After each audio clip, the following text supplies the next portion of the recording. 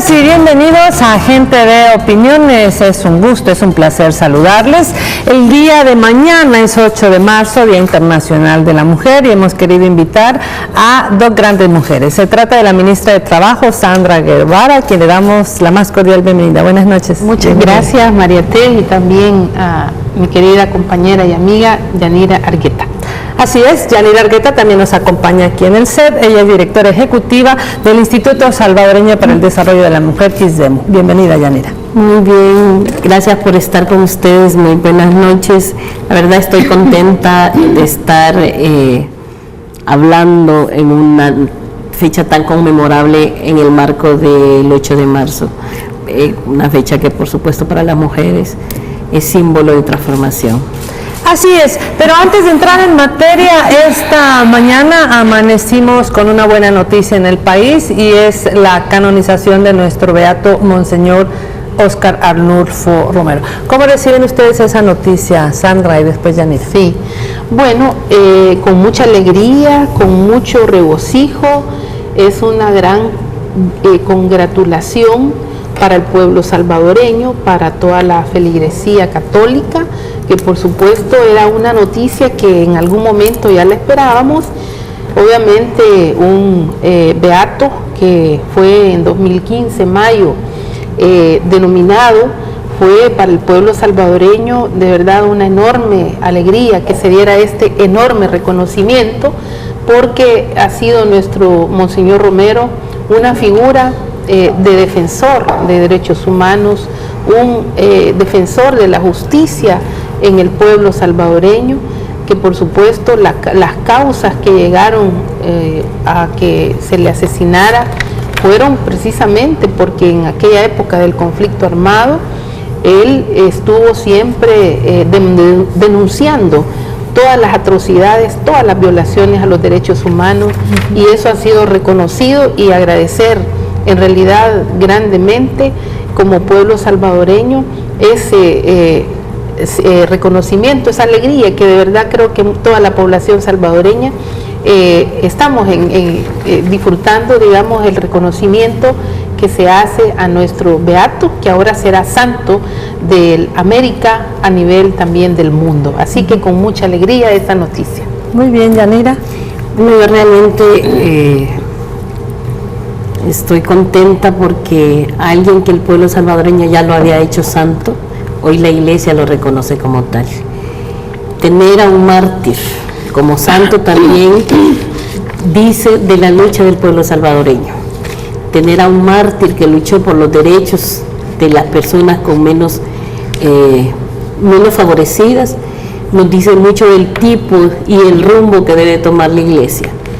Tener un santo como Monseñor Romero responde al clamor de la población, responde a una vivencia cotidiana de una población salvadoreña que, aparte de haber sufrido, luchó y ha transformado condiciones como las que tenemos ahora gracias a esa lucha que Monseñor Romero generó.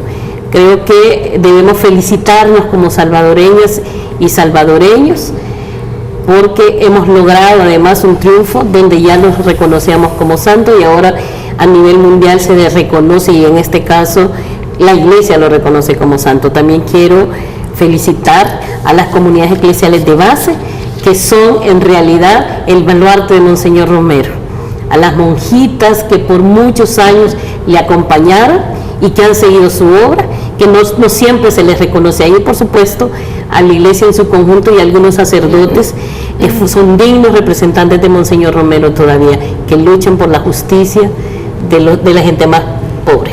Claro que sí.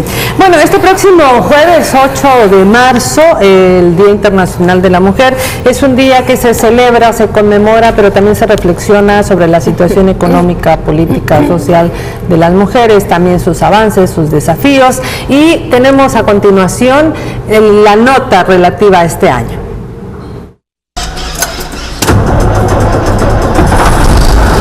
Este 2018 el tema del Día Internacional de la Mujer es Ahora es el momento. Las activistas rurales y urbanas transforman la vida de las mujeres. En homenaje a las activistas rurales y urbanas que han transformado las vidas de las mujeres en todo el mundo, haciéndose eco del tema prioritario del próximo 62º Periodo de sesiones de la Comisión de la Condición Jurídica y Social de la Mujer ONU. El Día Internacional de la Mujer también prestará atención a los derechos y el activismo de las mujeres rurales, que representan más de una cuarta parte de la población mundial y se están quedando atrás en cada medida de desarrollo. Además, este 8 de marzo es una fecha importante para reflexionar sobre los progresos alcanzados, para manifestarse a favor del cambio y para rendir homenaje a las mujeres ordinarias y extraordinarias que han cambiado el mundo a través de sus palabras y acciones. Ahora es el momento.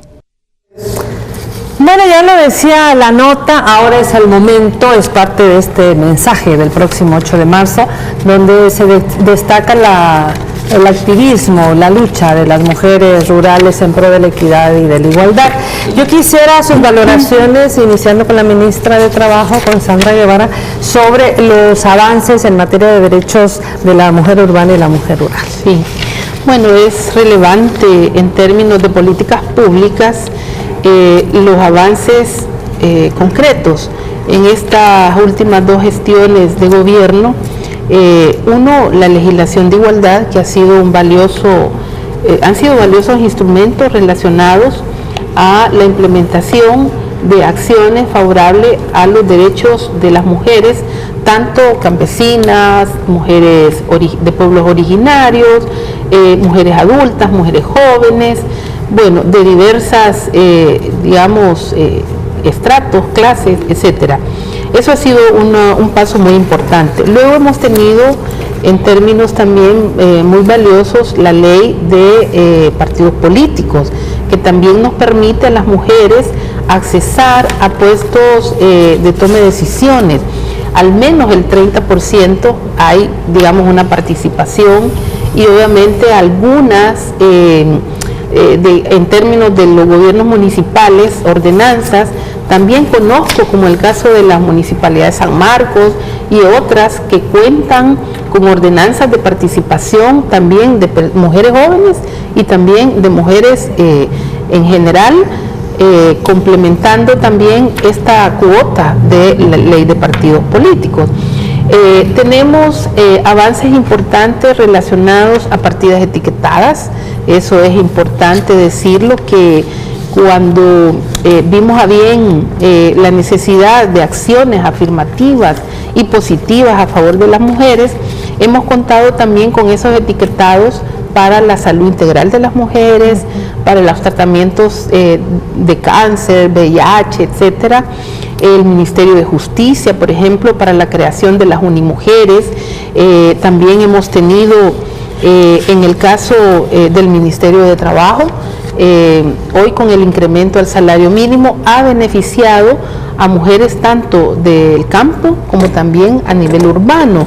El 42% ha sido un incremento de 237,000 personas beneficiadas, que ha sido bastante relevante para las mujeres, tanto del área rural como también a nivel urbano.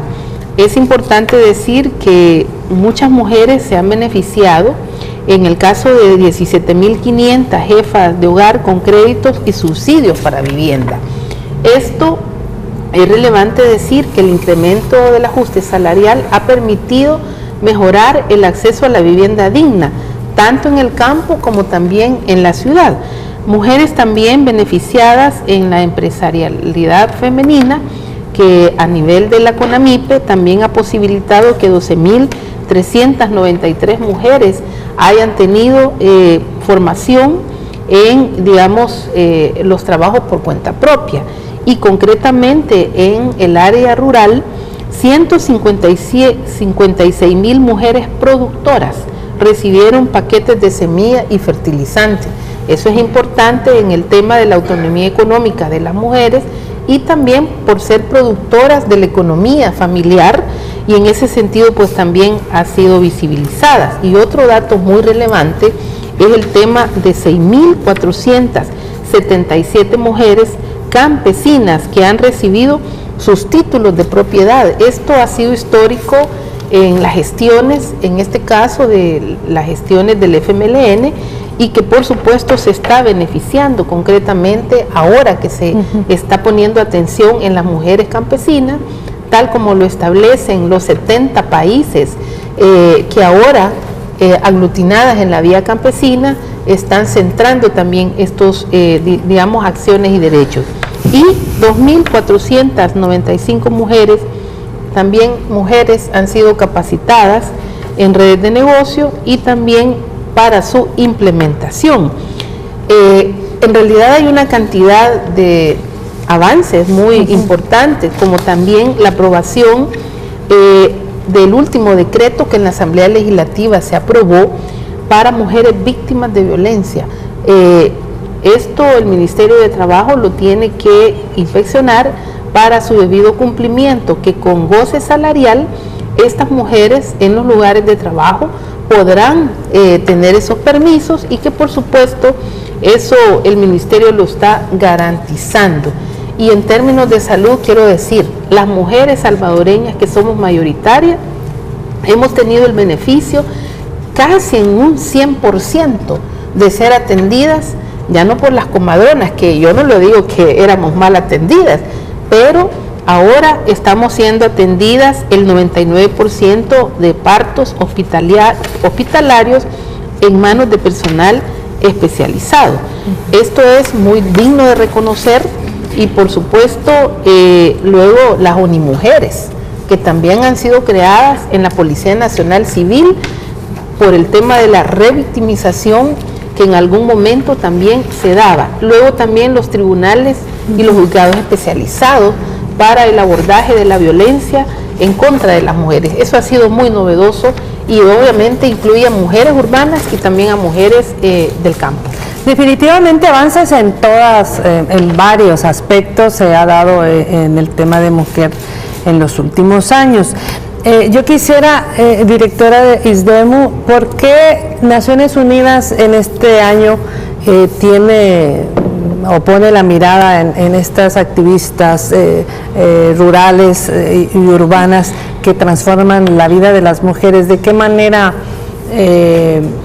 Naciones Unidas pone esa mirada para que se reflexione en torno a la calidad de vida, a la equidad de género, a la igualdad de las mujeres, no solamente en el ámbito urbano, también ahora rural?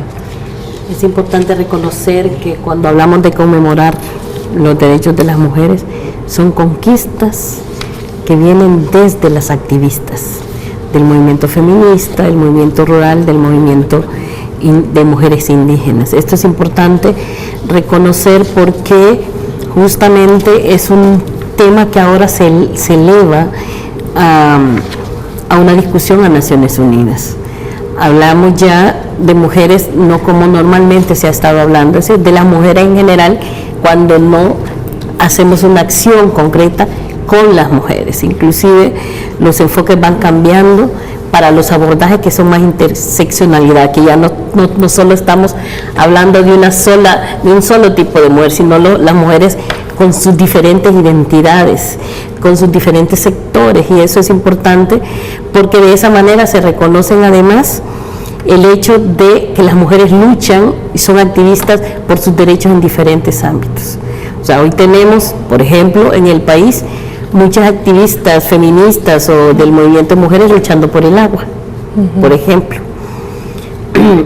Hay un nivel de organización de las mujeres rurales en el país que tienen ya una contraparte importante en el Ministerio de Agricultura y Ganadería, que ya no solo luchan por lo cotidiano, sino por el tema de las tierras, por ejemplo. Ya están hablando de los paquetes escolares, de los paquetes agrícolas, donde las mujeres antes no recibían porque no se veían como productoras. Esa parte es importante reconocer porque Naciones Unidas, en concordancia con la lucha que hay en los pueblos, y particularmente en la lucha que hay de los movimientos feministas y de mujeres, pone en la agenda un eje como este: reconocer a las activistas rurales y urbanas y reconocerlas en sus dimensiones diferenciadas. Yo quiero además plantear que este año el tema central, que el empoderamiento de las mujeres, cuando hablamos de esta naturaleza, hablamos del empoderamiento de las mujeres, y el empoderamiento de las mujeres es central en la Agenda 2030. O sea, no puede haber una agenda 2030 que se cumpla si no hay empoderamiento en las mujeres. No importa, no solo es la meta 5, el objetivo 5, perdón, el objetivo 5, sino en realidad todos los objetivos. Esa parte es importante porque reconoce las acciones que debemos de empujar. Y además de esto quiero reconocer la lucha del paro mundial de las mujeres. El paro mundial donde justamente avanzan dos elementos importantes. El tema de reconocer el trabajo no remunerado, y si uno lo ve en el caso de las mujeres rurales son las que más trabajo no remunerado del cuidado hacen, inclusive extienden su trabajo remunerado a la economía doméstica. Según datos internacionales, las mujeres llegan a tener el 40% en el sector rural de trabajo no remunerado.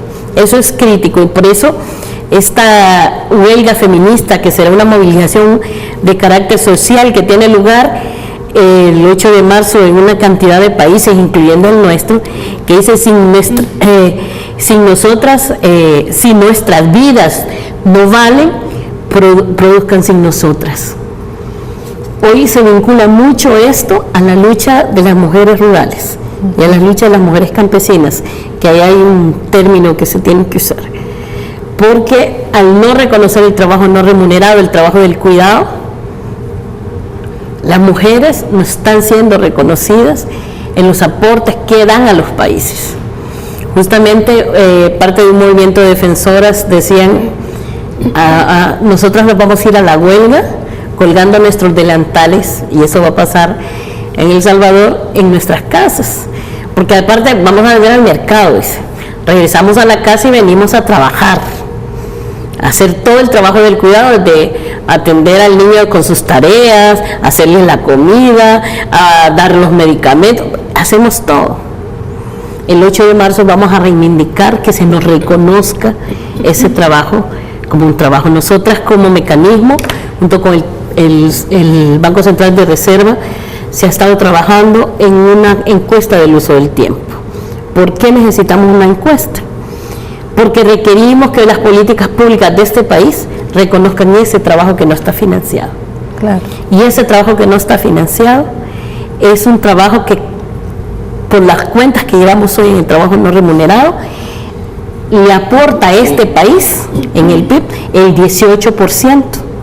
Entonces estás hablando que el aporte del trabajo no remunerado de las encuestas que hemos hecho, las mujeres estamos dando el 18%, que implicará que las mujeres, si se van a un paro y no hagan ese aporte no remunerado, ese ingreso, ¿dónde está? ¿Quién te va a cuidar a los hijos? ¿Quién te va a dar comida? Tendrás que pagar por todo eso. Entonces, cuando hacen un llamado a produzcan sin nosotras, es para hacer una valoración efectiva del trabajo no visible de las mujeres, del trabajo que creen que por amor lo hacemos, cuando en realidad es un trabajo que sacrifica a las mujeres.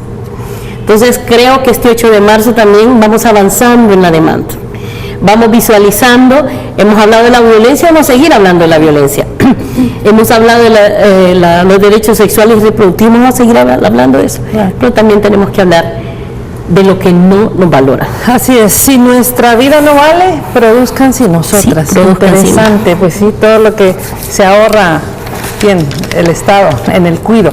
Vamos a hacer la primera pausa. Al volver vamos a platicar también sobre una actividad que tuvo esta tarde la ministra en el Ministerio de Trabajo, y por supuesto del aniversario número 22 del ISDEMO en este marco. No nos cambie, ya regresamos.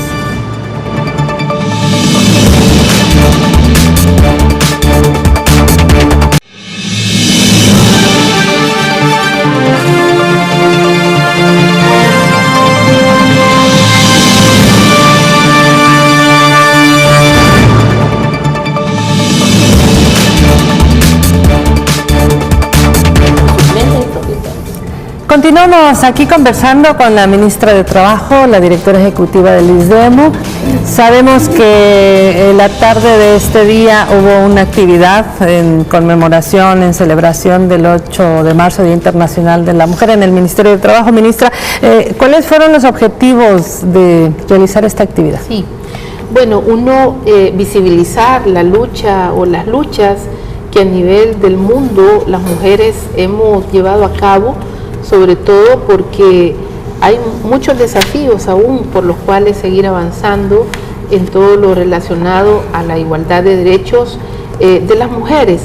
Es importante compartir, y no quería dejar de decirlo, en el marco de lo que se está, digamos, enfocando en este momento para las mujeres rurales, las mujeres de poblaciones originarios, hay una serie de demandas y en una asamblea que la Vía Campesina, donde más de 70 países se aglutinan en torno a la Vía Campesina, llevaron a cabo una asamblea en el País Vasco en julio del 2017 y definieron todos los derechos para todas las personas por igual, mujeres y hombres. Eso es interesante en el marco de todos los desafíos que representa a nivel del mundo para las mujeres rurales y por supuesto mujeres de los pueblos originarios. Hoy el objetivo era visibilizar las luchas que las mujeres hemos llevado a cabo a nivel de la historia, mujeres reconocidas como Prudencia Ayala, que fue una mujer lideresa en el marco del derecho al voto, o sea, el sufragio. Tuvimos a bien compartir pues un poco de historia de cómo los avances que hemos tenido, que han sido a partir de diversas luchas en todo el país, en todo el mundo. En ese sentido, hoy tuvimos la obra El Tendedero, o El Tenderete creo que se llama, una obra de dos mujeres que visibilizaron. Les pedimos que adaptaran esta obra en torno a los derechos laborales de las mujeres trabajadoras en los lugares de trabajo. Fue muy interesante porque se abordaron distintos temas como son los pendientes en torno al trabajo doméstico en el país. El Código de Trabajo tiene ese vacío y estamos buscando la ratificación del convenio 189. También se hizo el abordaje de cómo ahí vemos a las artistas actuando en la actividad. Sí, de cómo, digamos, en el ministerio también hay una serie de carencias como es la ratificación del convenio 177, que es el trabajo a domicilio. En el país principalmente son mujeres en las industrias textiles y maquilas, son las que han estado en esa flexibilidad laboral. Eso ellas lo representaban, y que lo que implica el tema del acoso sexual, la violencia laboral y todo lo que una mujer tiene que vivir soportando, digamos, uno se representaba, cómo una mujer vive, digamos, desde el permiso para ir al baño, el acoso mismo, y en ese sentido el tenderete representa a la vivencia propia de las trabajadoras en los lugares de trabajo. También se visibilizaba el tema de cuidados, en el que precisamente hoy en el gabinete social hemos ya abordado el tema, hemos conocido la propuesta de política, es un avance muy sustantivo. Ya la directora, la licenciada Yanira Argueta, comentaba de toda la invisibilidad que hemos tenido las mujeres como cuidadoras en el marco de, que somos las cuidadoras de las personas adultas mayores, o sea, de personas enfermas, de todo el trabajo reproductivo que igual implica una carga muy grande. Entonces eso visibilizaba la obra en términos también de toda la carga del trabajo doméstico y de la corresponsabilidad que hace falta que asuman los hombres en torno a la responsabilidad familiar en el ámbito también privado, y como también en el ámbito público las mujeres se ven sometidas a situaciones de estrés, a situaciones difíciles de enfrentar en torno a la desigualdad salarial, que también es un tema que fue muy bien abordado. Entonces fue interesante, digamos, visibilizar a las trabajadoras, las colaboradoras y también hombres, que por supuesto del Ministerio de Trabajo, esto para sensibilizar lo que implica la desigualdad existente a nivel cultural y social de las mujeres, que por la condición de ser mujeres somos discriminadas. Además, por la misma condición de ser mujeres, también hay menor salario en cuanto a igual, digamos, responsabilidad. Entonces los abordajes fueron diversos, pero muy interesantes, y haber conocido también la propuesta de políticas de cuidado fue importante. Se está haciendo una consulta con toda la sociedad civil a nivel nacional, y por supuesto entiendo que este año se va a lanzar, y es, digamos, algo muy importante en términos de visibilizar, en términos de política, este valioso instrumento en el que las mujeres somos las principalmente las que cargamos, ¿verdad?, con el trabajo de cuidado, y que es invisible, no es reconocido, no es tampoco remunerado, y por supuesto en las encuestas del uso del tiempo vemos cómo las mujeres trabajamos más y los hombres trabajan menos. Por supuesto, esa es una desigualdad que también se tiene que resolver si hay un instrumento de política, y por supuesto también de ley que podría regular estas situaciones en torno a la corresponsabilidad de hombres y mujeres. Claro, de eso trató la actividad, y hemos quedado muy animadas. Esta obra queremos ver si la podemos socializar más ampliamente para sensibilizar a empleadores a nivel del sector público, a distintos sectores, que por supuesto estoy segura de que se va a conocer la cotidianidad que vivimos y en la que nos vemos sometidas las mujeres diariamente. Claro que sí, porque el arte siempre pasa por el corazón y es una manera de reconocernos y educar a la población. Pero también el ISDEMU cumplió recientemente 22 años, que aprovechamos para felicitar a la institución que preside en este momento, Yanira Argueta, pero quisiéramos hablar un poco de cuál ha sido la evolución que ha tenido el ISDEMU en vigilar el cumplimiento de políticas públicas que garanticen los derechos de las mujeres. El instituto se volvió un ente rector. Antes era un ente coordinador de las políticas públicas. Tiene diferencias, porque antes facilitaba nada más. Hoy el tema de rectoría nos permite hacer cosas con mucho más intensidad. Por ejemplo, la ley de igualdad y la ley para una vida libre de violencia nos dan el papel rector. Pero ya la ley específica del instituto quedó obsoleta, y por eso dentro de algunos días vamos a presentar a la Asamblea Legislativa un proceso de reforma para fortalecer ese mecanismo. Se llama instituto siempre, pero es un mecanismo rector de todas las políticas públicas, no del gobierno, sino del Estado en su conjunto. O sea, este tema de las políticas públicas para las mujeres del Estado implica que este ente tiene que vigilar, supervisar, digamos, de la mejor manera los tres poderes del Estado. Claro. Y en ese sentido, la evolución nos da y nos ha permitido tener algunas herramientas que son importantes. En los últimos 9 años hemos logrado cosas interesantes como un avance en la arquitectura de la igualdad. Por ejemplo, hay 46 mecanismos para la igualdad. Se llaman como se llaman, pero son mecanismos en las instituciones públicas, en los tres poderes del Estado. Tenemos 40 presupuestos para la igualdad, que está vinculado a las acciones que hacen cada una de estas instancias. Hay planes de igualdad, que hay 24, porque normalmente hay más sensibilidad en establecer planes para prevenir la violencia que planes de igualdad. Inclusive cuando construimos unidades de género, unidades para la igualdad, lo primero que plantean es por el tema tan fuerte que asumen las mujeres que viven la violencia en estas instituciones. Pero hay otras instituciones que han avanzado en el enfoque y hablan de los planes de igualdad de sus instituciones. Hay políticas de género, ¿verdad?, que es otra acción que se hace.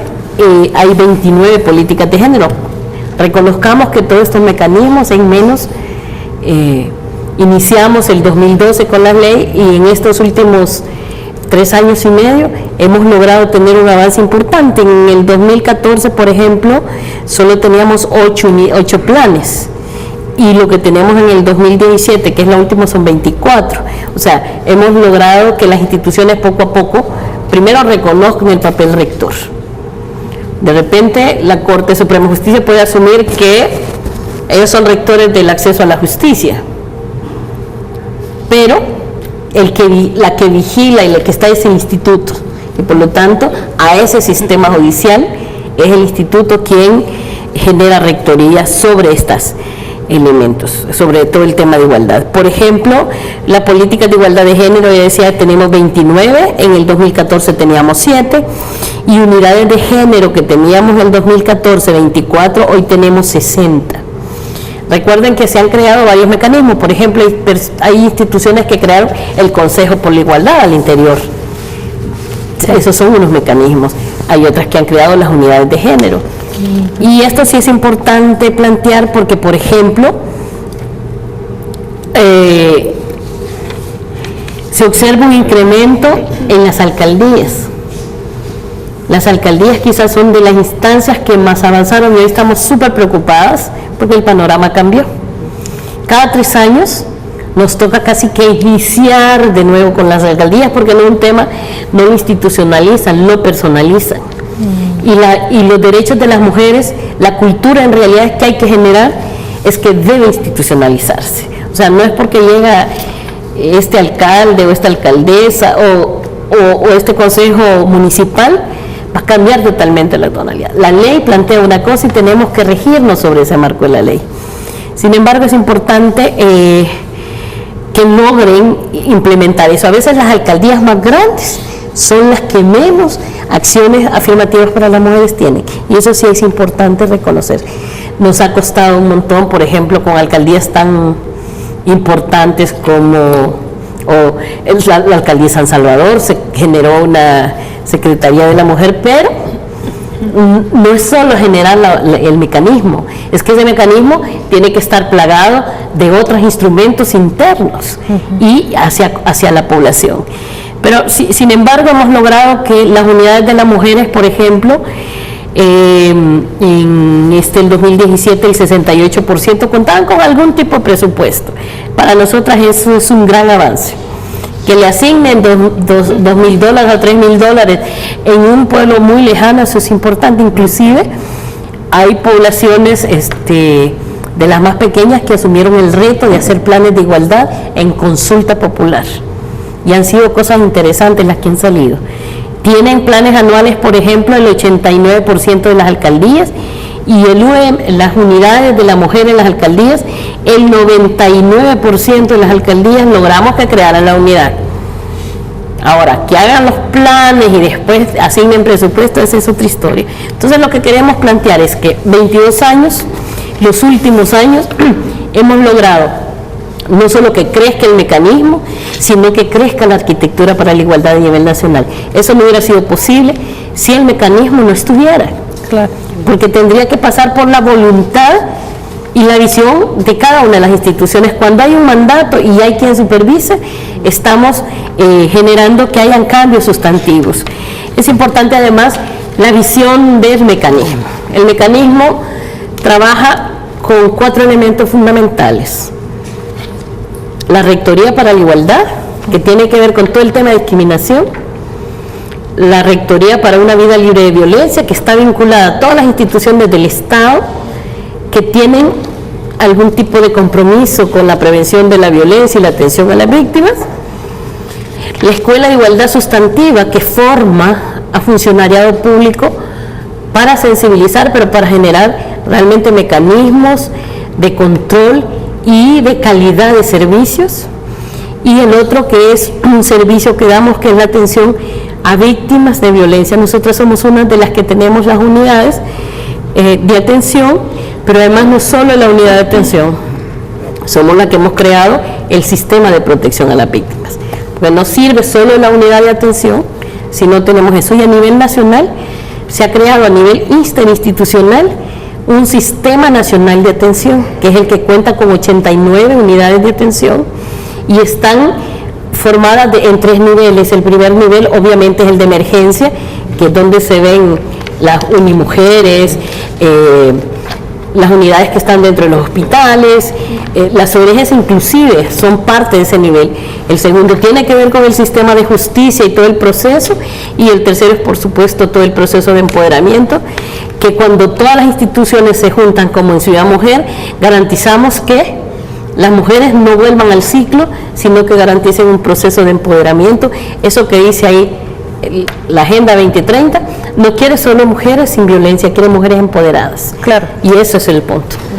Avances sustanciales, importantes, porque cuando las mujeres no conocen ni sus propios derechos, pues difícilmente los van a reclamar. Y ahí hay una rectoría que está en los 3 órganos del Estado, eso es importante. Pero también una mujer vanguardista que quiso ser presidenta, Prudencia Ayala, quisiéramos presentarles a continuación para que después la ministra nos pueda hablar de los derechos políticos y su opinión sobre el avance de las mujeres en la participación política. Ya mandamos a Prudencia Ayala.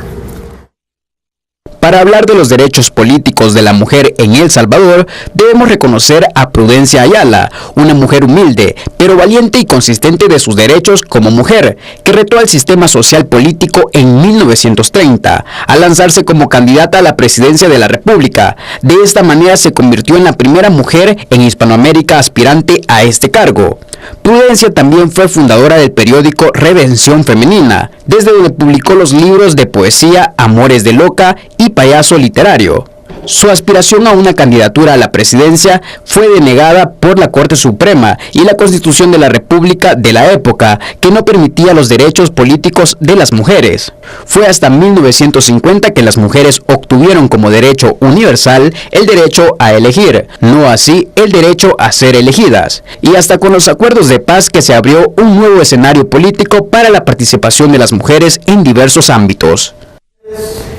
Una participación política, escenarios en donde las mujeres pues vemos pocas alcaldesas, pocas diputadas, acabamos de pasar un proceso eleccionario.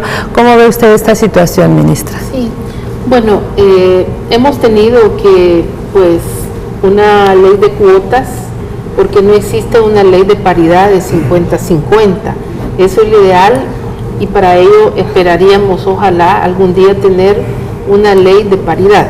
Pero así como vemos el panorama, no sabemos, porque puede ser que haya un retroceso de la participación política de las mujeres en puestos de toma de decisión a nivel de Asamblea Legislativa y por supuesto a nivel de los gobiernos municipales.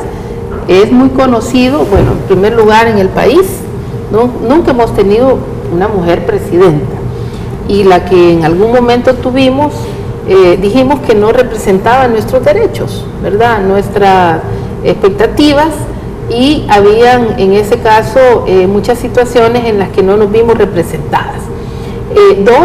Se ha avanzado en el grupo parlamentario de mujeres de todas las fracciones de los partidos políticos, en el cual se lograron avances sustantivos y que las diferencias políticas de distintos partidos quedaron atrás, y hubieron, digamos, intereses comunes, como fueron las aprobaciones de las 2 leyes de igualdad.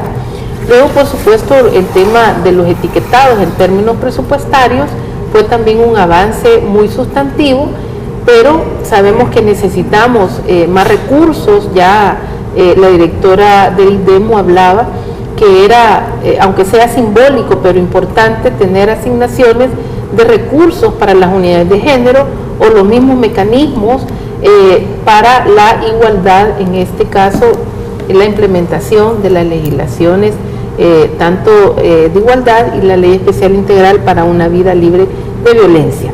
Obviamente es simbólico y muy importante el papel que asumió Prudencia Ayala cuando ella se proclamó candidata para la presidencia, cuando no teníamos las mujeres derecho al voto y que precisamente había una serie de criterios para poder aplicar a ser, en este caso, candidata, de ser casadas. O sea que se nos exigía a las mujeres estar casadas, ¿verdad? 2, ser letreadas. Entonces, en aquel momento, obviamente era muy difícil alcanzar esos criterios, y eso pues era una discriminación y una desigualdad para nosotras las mujeres. Sigue persistiendo digamos, situaciones complicadas para poder participar las mujeres. Algunas de ellas son, primero, todas las violencias que las mujeres se nos somete en la participación política. A veces se personaliza, ¿verdad?, la figura de las mujeres para poder, digamos, accesar a un cargo público. Eso hoy en la campaña lo hemos visto, una cantidad de memes, una cantidad de burlas.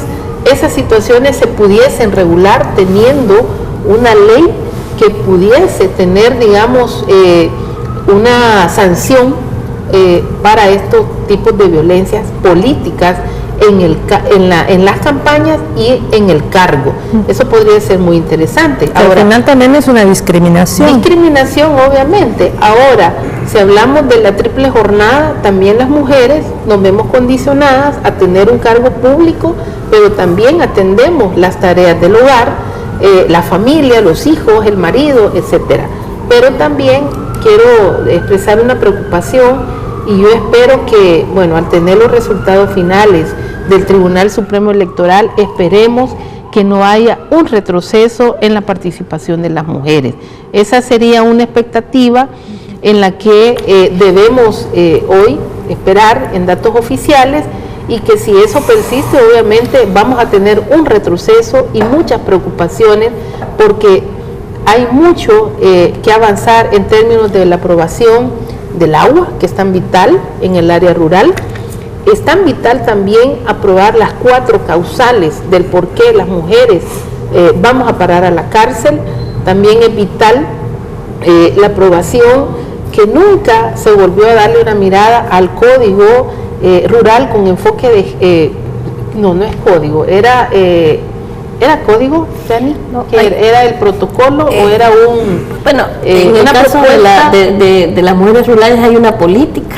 Sí, pero antes de la política había otro instrumento que nunca se le dio tratamiento ni estudio en la Asamblea Legislativa. Y por supuesto muchas reformas que tienen que ver con la misma homologación de la legislación de igualdad, y lo digo en términos laborales. Insisto en que se regule el trabajo doméstico, no tienen ni salario, prestaciones, etcétera.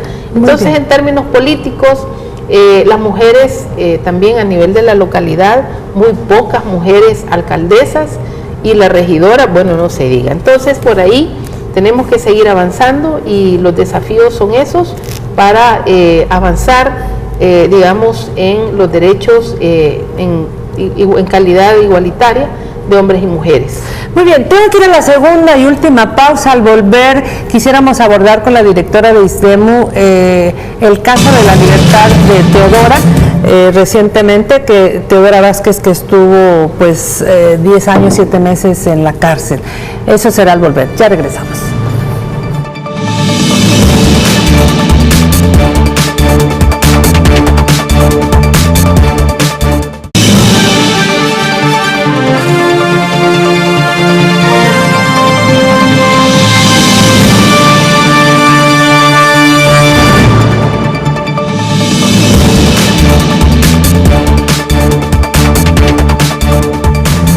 Por supuesto que las mujeres que están preguntando qué actividades va a haber, esto será al casi terminar la entrevista. Pero ahora quisiéramos la opinión de la directora de ISDEMU de la reciente liberación de Teodora Vázquez, quien estuvo 10 años, 7 meses en prisión por una situación de complicación obstétrica.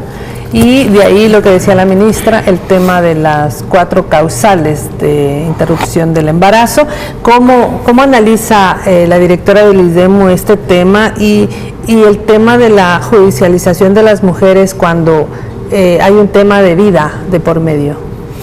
Bueno, María Teresa, yo quiero retomar honrando la memoria para construir historia de Prudencia Ayala. Nosotras creemos que Prudencia Ayala creó una memoria que hoy se convierte en una historia que transforma realidades, porque su agenda o su plataforma todavía es vigente. Y esas realidades nos ayudan a buscar libertades y a transformar realidades. Digo esto porque sin Prudencia en ese contexto en el que estaba tan adverso, hizo una lucha que si no hubieran sostenido la memoria de Prudencia, no estuviéramos hablando de los derechos que hablamos hoy. En ese sentido es importante reconocer las luchas y reconocer los derechos. Teodora es un ejemplo de lo que no puede pasar en el país. Como dice el secretario general de Naciones Unidas, hay una deuda de protección de justicia para las mujeres. Y esa deuda pasa por los ojos y los lentes de quien genera la justicia en este país. Requerimos una justicia efectiva con garantía de derecho para las mujeres. Y eso pasa por fortalecer además científicamente los mecanismos como medicina legal, la visión de los jueces y las juezas, que no tiene que ver con capacitaciones. Yo quiero ser muy clara que las capacitaciones han sido el órgano judicial el que más se ha formado y el que más se ha invertido. Pero requerimos además instancias del órgano judicial que garanticen derechos y no que garanticen procesos. Y en ese sentido, como ente rector, la Junta Directiva del ente rector tomó una decisión en diciembre de diseñar una estrategia que permita avanzar en esto, pero no solo en sacar a las mujeres detenidas, sino cambiar ese marco de la historia y transformar esa visión. Nosotras, porque no es solo las mujeres por aborto. Recientemente, hablando de la campaña electoral, a una candidata concejala que fue agredida por otro concejal de otro partido político, detuvieron a la concejala y que ella fue agredida y se defendió. Claro. Pero esa justicia ciega detuvo a la candidata concejala. Entonces estamos hablando que hay un déficit, que hay una deuda del sistema judicial con las mujeres, que hay una deuda judicial, que hay una deuda en el sistema judicial con todos los derechos de las mujeres. Si hablamos de mujeres víctimas de trata, si hablamos de mujeres víctimas de feminicidio, de violencia feminicida, de violencia sexual, hay una deuda especial de ese sistema de justicia con las mujeres. Y Teodora es un ejemplo de eso.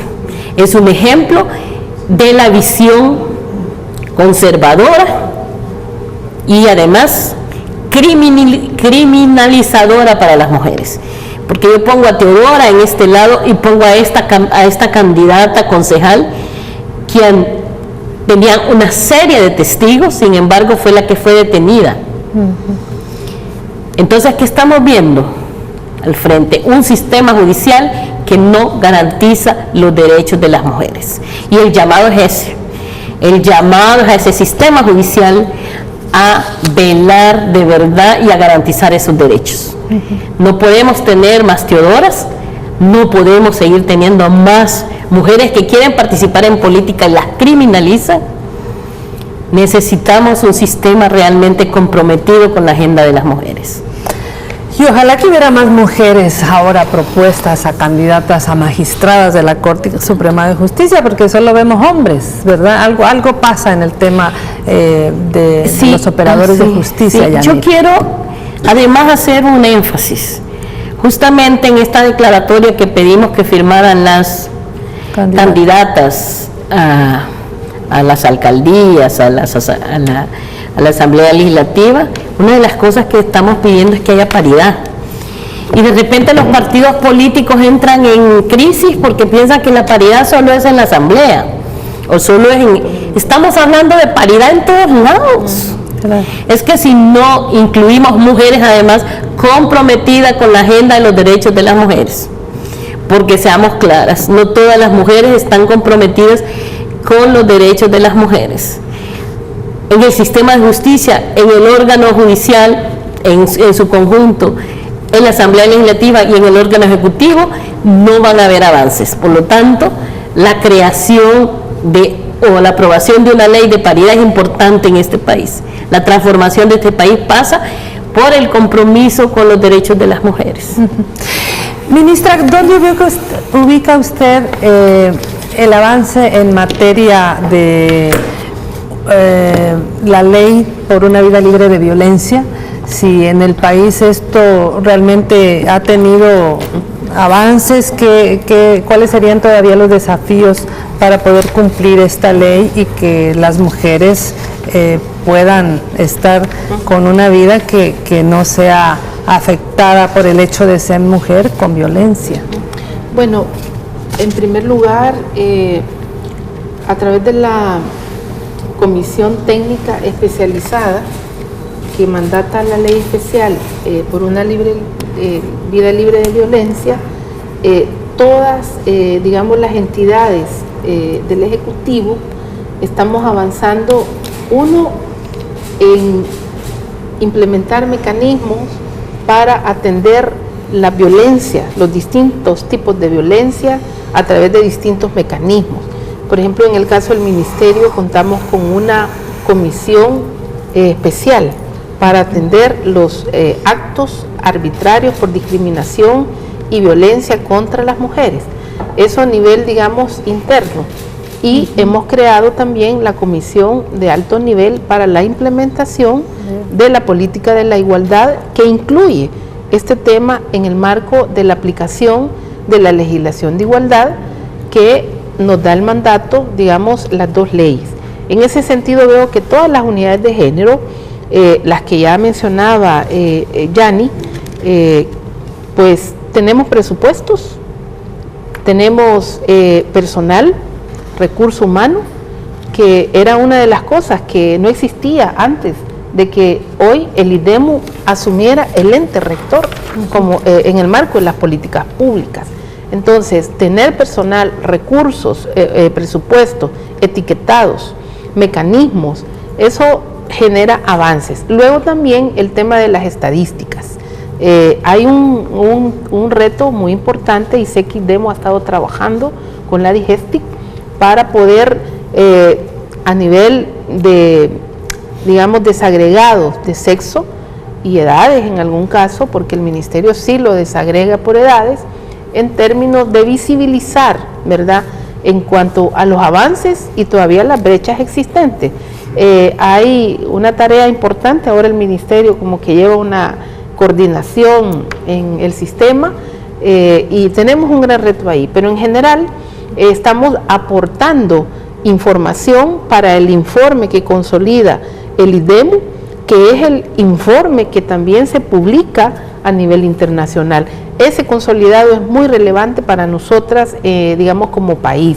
Luego también, en términos de política pública, al menos desde la homologación de esta ley respecto al decreto que se ha aplicado hoy en la Asamblea Legislativa, que se aprobó en la Asamblea Legislativa, para los permisos, por ejemplo, de mujeres víctimas de violencia.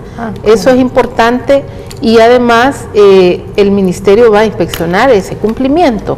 Luego tenemos también la, bueno, en términos, voy a decirlo, en la alianza que estamos trabajando, es este tema del sello de igualdad laboral. Muy bien. Yo la voy a dejar hasta aquí, ministra, me va a disculpar, pero el tiempo se nos ha ido y yo quisiera que Yanira dijera rápidamente cuáles son las actividades que van a tener en conmemoración. Como mecanismo no vamos a tener actividades mañana, justamente por dos razones. Una, porque todavía está el silencio electoral, como le hablan, como se dice, y la otra porque es el Día de las Mujeres.